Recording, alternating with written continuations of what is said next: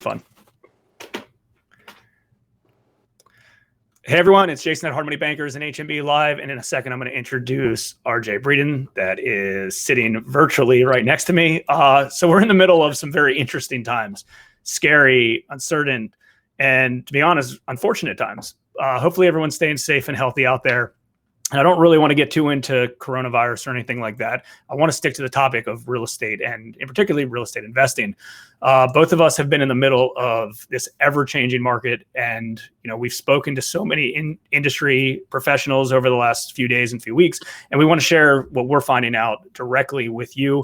Obviously, Governor Hogan locked down the state of Maryland effective at 5 p.m. tonight. So obviously that's going to affect some things as well. Now, the interesting part about real estate in general is it seems like a lot of this is moving online and virtual, and so many different businesses inside the real estate community is operating electronically. To be honest, I think that probably should have happened years ago, but maybe this is one positive thing that's an outcome of this is that a lot of the transactions can still be conducted electronically. So RJ, welcome. Thanks for hopping on with me. What are you kind of seeing right now? I mean, you're a little bit, I'm on the front lines related to lending and seeing what investor activity is. What do you kind of see kind of inside your business right now? Well, thanks for having me, Jason. So I appreciate it. Business is still moving forward at a pretty rapid pace. I'll just speak from my experience over the weekend. My team had, I want to say, about 5 open houses this weekend. We ended up putting 2 of those houses under contract. And actually one of those houses went under contract at $12,000 over list price. So that's pretty intense when you really think about it. And it was priced, I'm going to tell you, fairly aggressive given the market conditions. So a couple things from that. Buyers were coming through open houses still. And obviously agents were showing the properties as well. And then it created multiple offer situations. So I'm still seeing the market moving. We don't know about, obviously, this, I'm going to tell you, lockdown or the close of businesses as of 5 o'clock today. But everything was rolling up until, then, or the announcement that was made today. So I'm speaking with investors. I'm speaking with other real estate agents on the buy side. I'm speaking with friends and acquaintances of mine and other colleagues in the business. My phone doesn't stop. So everybody's kind of up in arms. We don't really know what's going on, but we're continuing to, I say, try to push forward to get through all this. It's the unknown, I think, that's scaring people. Our timeline's going to get met on these contracts. Our inspection's going to get done. Our appraisal's going to get done. Those are the things that, are kind of like the unknown. And then if there's a delay with all this, where does that push settlement, or where does it push the selling process or the buying process? Sure. And I think everyone wants to be involved in real estate and everyone wants to continue to push things forward if possible. Obviously, I don't think that real estate in general wants to fall apart or collapse. I think from what I've seen, you've got consumer confidence, which is unknown, is like, do I need to go buy a house right now, for instance, if I don't need to, unless I'm in dire need. So that's obviously one. I think interest rates still being very low has helped things, because I was talking about this the other day, but let's say a house is worth $100,000. Today, let's say my payment's whatever, $600, right? At a low interest rate at $600. Well, guess what? If the interest rates go up and the market comes down, my payment's going to be kind of the same thing. It equals the same thing anyway. So it feels like, I think people want to get in, houses that we've sold, other people I've talked to, it seems like people want to push closings as quick as possible because they want to lock into a lower interest rate as a buy, as a buyer. Obviously sellers don't know what's going to happen, so they want to get these things off their books immediately. But it's interesting times, and everyone I talk to seems to be optimistic, proactive. Obviously bumps like this will push out investors or people in the industry that, don't have kind of a solid, sound business. I definitely think if someone's like a newer investor, if we're just talking about investors now, I think they're kind of going to be on hold for a little bit to see what's up. But I'm interested to see. I'm curious to see stats, quarterly stats or monthly stats from real estate investors, real estate agents, brokerages, mortgage companies, things like that, to see what the volume looks like. Yeah, and I'm talking to a lot of guys in the industry, whether it's a lender, whether it's a home inspector. Nobody really seems to be slowing down, which is a positive sign. Now, we don't have a crystal ball, and we don't know what the next 6 months holds, but just like you said, it's low interest rates right now. So, you're going to try to have to capitalize on that. House prices are fairly decent. Good homes are hard to find. A lot of my colleagues, a lot of my business acquaintances and coworkers, if you're following Facebook, hey, do you have a house in 21093 or 21030 or, whatever that zip code may be? These agents are aggressively trying to hunt for properties for their clients. So they're going to whatever means necessary, and kudos to them for trying to make things happen for their clients. And then internally, hey, do you have a listing coming up in this neighborhood? I need a 3,000 square foot rancher in this school district. Things like that. It just goes to show you that the market is continuing to move forward. And I think everybody as an industry whole has to attempt to help one another out, give positive information, make sure if we're talking investors, make sure their acquisitions are done properly. The analyzation of the market essentially is accurate. Sure. Which is important. Yeah. So, unfortunately, there's going to be a lot of job loss and things like that. That's going to be happening as this occurs. And, I'm curious to see what happens with that, because all of a sudden, someone might want to buy a house, but then they're uncertain because they're not sure if they have a stable job, or if they lose their job, then what happens to that? And I would guess that housing prices decrease. By how much, I'm not 100% sure. I'm guessing that based on consumer confidence, just the uncertainty, people potentially losing their jobs. They just don't want to be in a place that they want to. I don't know. To me, it's like, let's say I was in the market to buy a house, a new primary residence. Like, I don't know if I personally would be like, cool, now's the time to just go and do it. Yeah, exactly. So earlier in the week, I was representing a seller, a listing of mine. We followed up with the buyer's agent. Buyer's agent said she just received an email stating that her buyer was scared because of the virus and no longer wants to buy a house. Sure. So we lost one there. Yep. I was speaking with a friend of mine, and we were talking about, home buying, and, obviously everybody asks those questions to me when I see them. And what you just said is, as the consumer, with the uncertainty, or let's say the job loss of a spouse, or the uncertainty of their job, let's say, you're a family, 1, 2, 3 kids, and you're looking maybe to get out of that townhouse and move up to that, $500,000-$600,000 range. I think you pull back the reins a little bit, and you just kind of see when the dust settles, what's going on and what the market looks like. Yeah. 3-4 weeks ago, you could get top dollar for your townhouse. You put it on them, put a for sale sign out front, and it's gone the next day. Now I think there's some uncertainty. And I think that's what is going to, I'm going to say decline the prices, in my opinion. Even though interest rates are still low, I think the consumer is going to be a little weary, when it comes to the market. Yeah. And I talked about rental properties with Ian Horowitz over the weekend, because, I'm interested in that impact as well. Like, tenants want to move houses. Can they currently pay their rent? Can they qualify to even move to another place? Like, it's all uncharted territory. So it's very, very interesting. And, a big thing is also going to be based on this banking system. If banks continue to lend, if banks still continue to be involved, if banks stop lending, then we have an issue. And I don't believe that that's necessarily going to change, or I shouldn't. It's going to change, but I don't think it's going to be a major impact. I think that, they're going to be because here's another thing. In general, compared to like 07, 08 or whatever. Like if you don't have good financials, it's hard to get a bank loan right now to begin with. So yeah, they might cut back and even be more conservative, but it's not like they were doing no doc loans for people that didn't deserve, didn't qualify to be in the house. Correct. Take that, not the word deserve, take back, qualify. So, I think the job loss thing is going to be the biggest impact.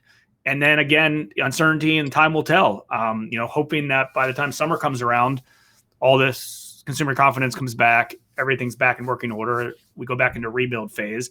And, I think if as a professional, as a real estate professional, if you stay kind of above board and on cutting edge of this, and even if you're just treading water right now, but if you're still kind of actively involved, I think that you're in a really good spot when things come back around. Yeah. And, obviously, about the rental market, like, I don't think it affects the big guys with 20 units, 30 units, 100 units. I think it's going to affect the small guys that are just getting into the business. Yeah. The amateurs or the rookies that have one property. Sure. And next thing you know, that tenant can't pay their rent. That's going to be the challenge, or let's say that landlord lost their full-time job because of the state of the economy in the world right now. I think that becomes the challenge. So that, that brings up a lot of good points, when it comes to the real estate world. What question for you? What are some tips that you can recommend with sellers related to selling a property quickly, safety, especially in some neighborhoods where, there could be crime and, now that we're all on lockdown, everyone's going to be in their neighborhoods and they see a vacant property that's nice. What do you do related to safety related to that? And just tips for potential sellers. I work with all my bread and butter is working with sellers. So I always try to have an open line of communication with them throughout the process. So if there's a showing today at 12 o'clock, I've already reached out to the agent prior. Let me know if you have any questions. Let me know if you have any concerns about the neighborhood, if there's something we can do. So I proactively try to have a dialogue going into the showing for that day or that time slot. And then afterwards have feedback and give to the seller. So when it comes to tips, I always try to say, like, make sure your house is presentable. In this time, it's very difficult to say, like, to somebody, don't touch anything in the house if it's occupied. But when that seller comes back to the house, I've advised my sellers, like, look, do me a favor and wipe all your doors down. Wipe anything that could have been touched, whether it's bathroom doors, toilets, front doors, garage openers, things like that. Make sure you wipe those down. Everybody's taking extra precautions right now, but again, it's the unknown of the situation that really is making people panic and things like that. So when it comes to the tips, you always just try to make your house presentable. When showing, right now we're requesting people take off their shoes as well during all the showings, when a lot of times we normally don't request that. And then also I reach out to the buyer's agent and say, look, try to be mindful when walking through my seller's house. If your client doesn't have to touch anything, don't touch it. Or, do you have hand sanitizer and wipes to wipe down the doors or anything bad as they're walking up? So it's just that's going to change right now because you won't even be able to go to the property. Yeah. They won't even be able to go to the property. And again, the whole buying a property without fully kind of being inside it, I still think exists. I still think someone could potentially buy a property if it's structured the right way and, proper pictures or proper videos and an interactive experience. But that, that's going to change effective now. I mean, so we offer 3D Matterport tours throughout the house.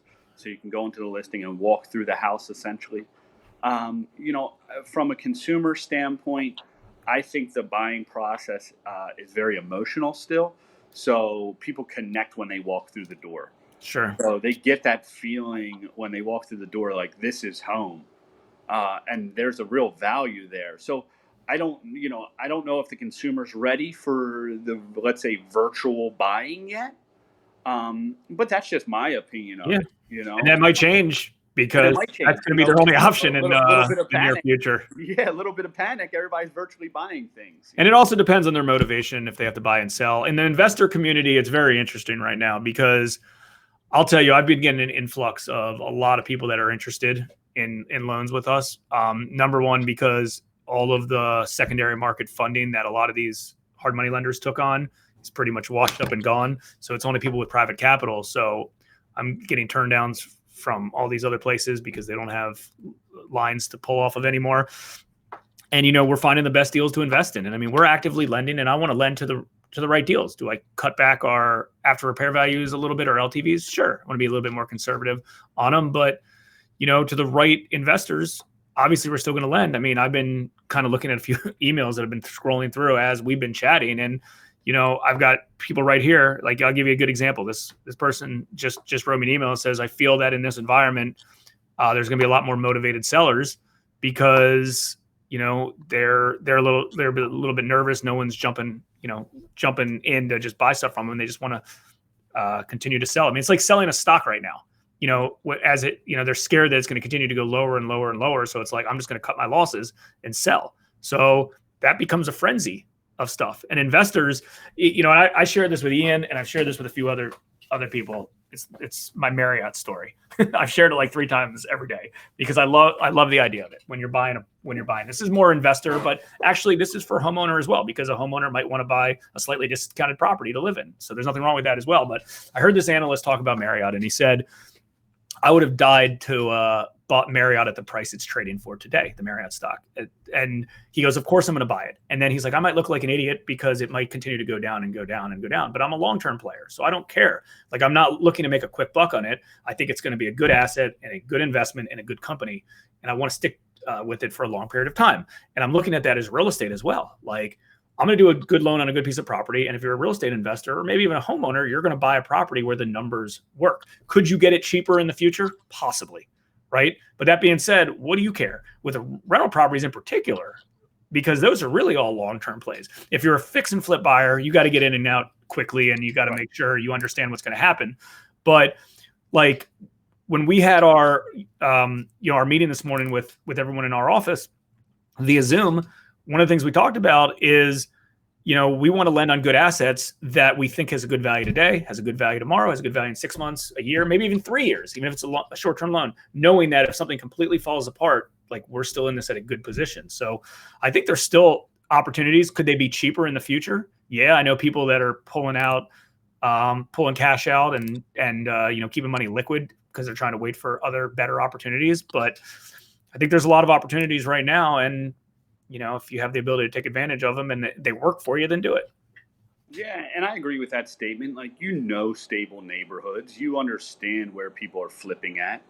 And as long as you're mindful of those from a buy and hold standpoint or a fix and flip, you're going to see that in the market. Like you said, you're adjusting your after rehab values a little bit, which I think is the right thing to do with the uncertainty in the world. But yeah, I mean, there's opportunities every day. I have a full-time acquisitions manager that works on my team, and we are actively hunting for properties for our investors, so when a lot of people could be taking this time as a little bit of vacation, spending with the family and things like that, which is totally fine. But there could be some real opportunity out there on MLS or just with other, wholesale companies or wholesalers in the community. Grandmothers, cousins, things like that. People get behind the 8 ball, and it could be time for them that they were on the fence, and now it's time for them to move in with their son or their daughter and things like that. That's right. That's right. And there's always a time to sell. There's always a time to buy, and people have different needs for different reasons. It's very, very simple. People have different needs, and there's always kind of opportunities out there. And I think that even if you don't find anything, I still think you should be actively looking for opportunities. I mean, I've heard of a few people that are like, yeah, we're just going to take a break from investing right now and we're going to pick back up.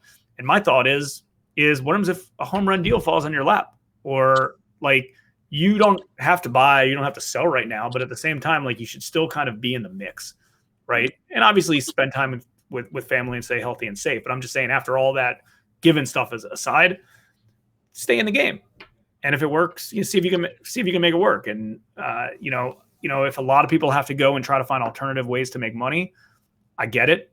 And I know kind of internally, I spent a lot of time on doing research and reading and catching up on stuff and just figuring out kind of what's out there. I mean, I have had more free time, and normally I'd be spending that on more transactional work. But inside our business, we're a lean business. I'm sure you're a lean business as well. And if we went a whole month because we couldn't do a real estate transaction, we would be fine. And hopefully most businesses, small businesses in the real estate world are similar to that. And you only do the deals that work. And unfortunately, there's a lot of other small businesses out there that are going to really suffer from this, and it's unfortunate. And obviously, we're trying to kick in and support whatever we can to those as needed. But yeah, all in all, I still think real estate's trucking along. Most people I've talked to, even like the title insurance companies and the things like that, because if title insurance pulls out, we have a big problem. Banks pull out, obviously we have a big problem. But I've talked to a lot of people at kind of higher levels there, and everything's still day by day, but like they don't want to go out. They want to be active. They want to, those title insurers want to continue to insure. 100%. They want to be in, because then it affects everything. And let's all hope that this is short-lived and, it's a few months long, and then we can get back to business as usual. Yeah, no, I agree with you. Everything you said was accurate. I have one investor that's been on the sidelines for about 2 years now, and he was doing about 30 to 40 properties a year. And let's say 18 months ago, he kind of started pulling back, selling a little bit more of his inventory, and then he's been on the sidelines. And I'm trying to push some deals on him, and he's like, nah, we're good. And now he's cash heavy coming into hopefully this opportunity zone, you know what I mean? Yeah. Where there's, cash is king. So he feels that he can get some properties at a reasonable price when, let's say 6-8 months ago, people maybe have been overpaying for things on the investor side, Sure. But, I think moving forward, I think everybody just as a real estate community has to help one another. Communicate with one another in the market, what they're seeing, what's going on, how long appraisals are taking, how long underwriting's taking. Everybody's working remotely. So, I know title companies are trying to push for remote closings to keep the industry afloat, which I hope they do. But obviously they got to protect our clients and everybody involved in the transaction. So it's just not, it's not an overnight thing. So I think you have to innovate in this time, and you have to continue to just try to put your best foot forward when it comes to anything real estate related, really. Yeah, I think you're right. And who knows? Time will tell. Things will change. But one of the most important things that I think we all believe in is just stay positive and stay proactive and stay optimistic. There's no point to crawl in a hole by yourself, and continue to be proactive. And you know what? If you can kind of just scrape by for the next few months and just get everything kind of going, and be positive about things. It seems like the end will come soon, in a positive way, and we'll get back to the way things are. So cool. Well, I appreciate it, RJ. What's the best way someone get in contact with you if they would like? So if you'd like to get in contact with me, you can take down my direct email. It's RJ at the Breeden, which is BREEDEN group.com, or on my cell phone at 410-982-3761. If you have any questions, any concerns about the market, if you're interested in buying, selling, getting into the real estate game, I'm here to help. Do you know the answer to Terry's question you just posted? So that's kind of been, thanks, Terry, for that question. That's been the question of the day. So not only with my team, but other agents in the community that I've been talking to, pretty aggressively. And, I'm still seeing showings come through on my listings. 1 or 2 buyers agents on my team are still showing houses up until 5 o'clock today. But I don't know where it's going to go. I really don't. When essential business, I think lenders are still able to lend, if I'm interpreting that correctly. But I don't know, Terry, to answer that. I want to plug one other thing. So on Wednesday, you're around Wednesday too, right? RJ, I gotta fill you in on the time. But Wednesday, we're doing our free virtual meetup group. We got about 500 spots available. Most of them are taken. So if you haven't got one already, go to what is the website? I'm going to put this up here. Go to hardmoneybankers.com/March 25th and log in. So there's 500 people. It's a Zoom call, and there's a few of us hosting it, and then we've got about 12 other featured speakers, guests. They're going to hop on for like 10 minutes at a time. Oh, man. Wait, why didn't that come up right? There we go. Wait, it's still not coming up right. You see how that? What do you see on your screen? Does it say March 25th on the end? It says March 25th. Oh, it does? Yeah. Dude, mine doesn't on mine.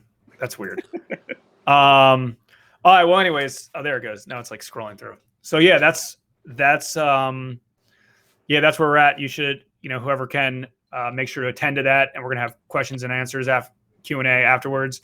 I'm gonna post Terry's thing real quick.